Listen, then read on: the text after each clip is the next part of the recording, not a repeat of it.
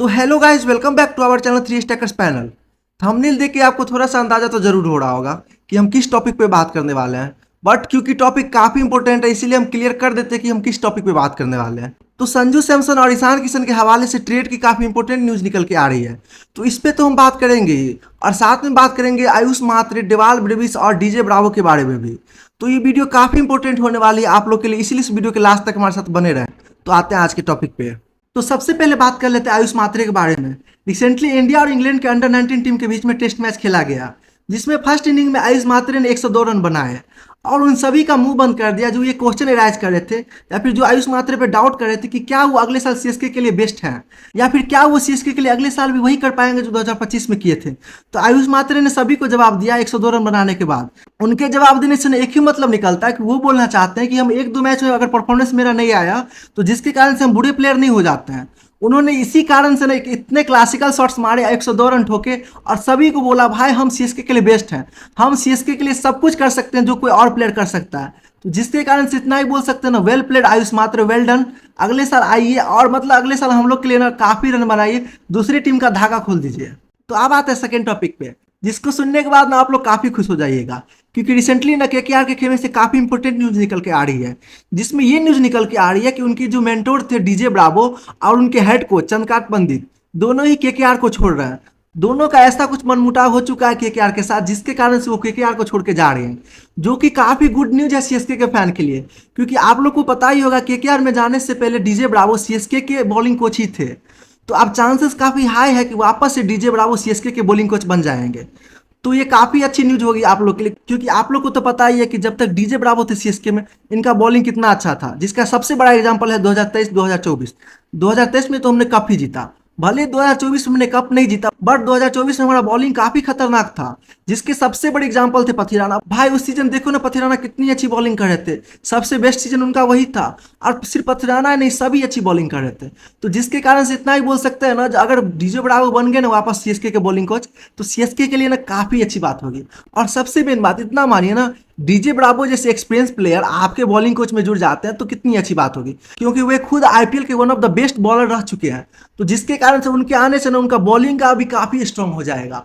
तो सबसे मेन एक चीज सोचिए ना, अगले सीजन आपके बॉलिंग कोच रहेंगे डीजे ब्रावो, बैटिंग कोच रहेंगे सुरेश रैना, तो आपका कोचिंग डिपार्टमेंट भी कितना अच्छा हो जाएगा, जिसके कारण से कहीं ना कहीं दूसरे टीम को खौफ भी होगा सीएसके से। लास्टली इस टॉपिक पे एक चीज और इंक्लूड करना चाहेंगे, क्योंकि डीजे ब्रावो जो है ना बिल्कुल आशीष नेहरा की तरह, जैसे आशीष नेहरा ना प्रो एक्टिव है ना, हमेशा मतलब बाहर से मैसेज भेजते हैं, एकदम एक्टिव दिखाते हैं ना, वैसे ही ब्रावो भी है।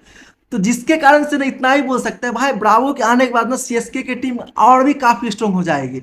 बैटिंग बॉलिंग के लिए तो चेंज कर रही है, बार बार ट्रेड करने के लिए चाह रहे हैं, बट हो नहीं पा रहा है। और वहीं अगर इनके आने से ना तो और भी स्ट्रांग हो जाएगा। ये तो हो गई सेकंड टॉपिक। तो अब आते हैं थर्ड टॉपिक पे, जिसपे हम बात करने वाले हैं डेवाल ब्रेविस के बारे में। कुछ दिन पहले हमने एक वीडियो बनाया था, उसमें आप लोग को बताया था कि डेवाल ब्रेविस को जिम्बाब्वे के अगेंस्ट टी20 सीरीज में मौका मिल चुका है। वहां तो मौका मिला था, बट कल जो मैच खेला गया उनको उस मैच में भी मौका मिला, तो जिसमें इन्होंने ना 17 रन में ही मात्र 41 रन ठोक दिए और जिम्बाब्वे के बॉलर्स का ना धागा खोल दिए। तो एक ही चीज ना इंक्लूड कर सकते हैं इनके बारे में, भाई साहब मतलब जहां पे जा रहे हैं ना डेवाल ब्रेविस तबाही मचाए हुए यार, सीएसके का नाम तो ऊंचा कर ही रहे हैं। सबसे में आप इतना सोचो ना, आपको एक तगड़ा ऐसा बैट्समैन मिल चुका है जो हर जगह जाके परफॉर्मेंस दे रहा है, जो आपके लिए काफी गुड न्यूज होगी। और आप इन पे ना मतलब एक्सपेक्ट भी कर सकते हो, आप इन पे भरोसे पे भी रह सकते हो, जिसके कारण से ना ये काफी अच्छी बात होगी।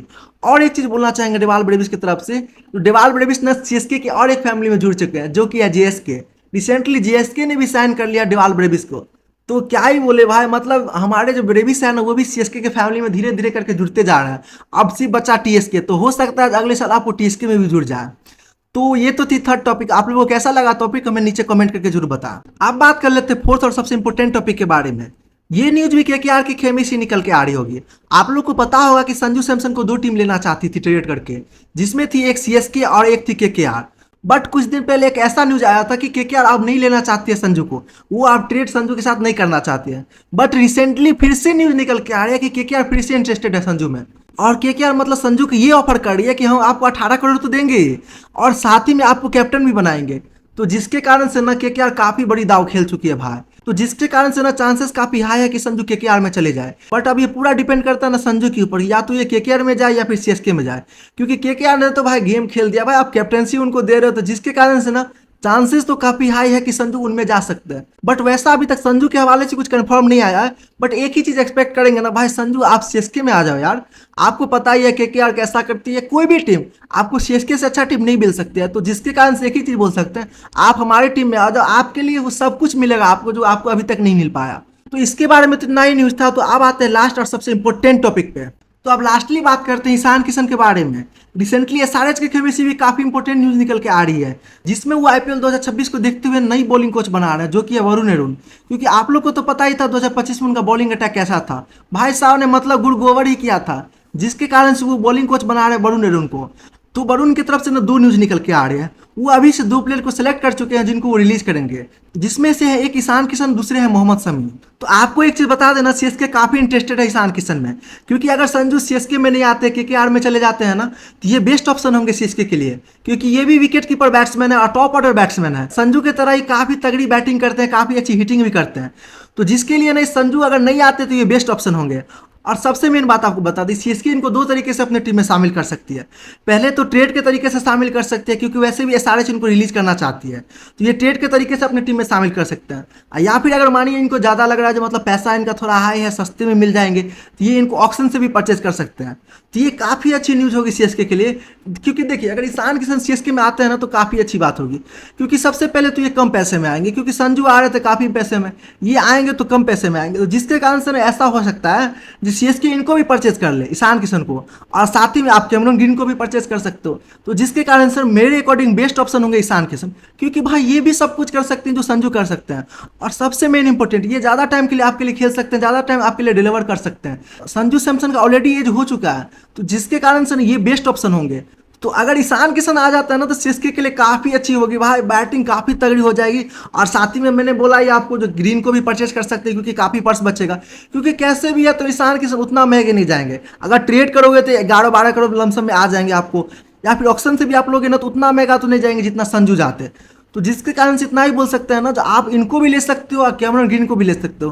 तो आप एक चीज़ सोचो, दोनों के आने के बाद आपका बैटिंग कितना खतरनाक हो जाएगा।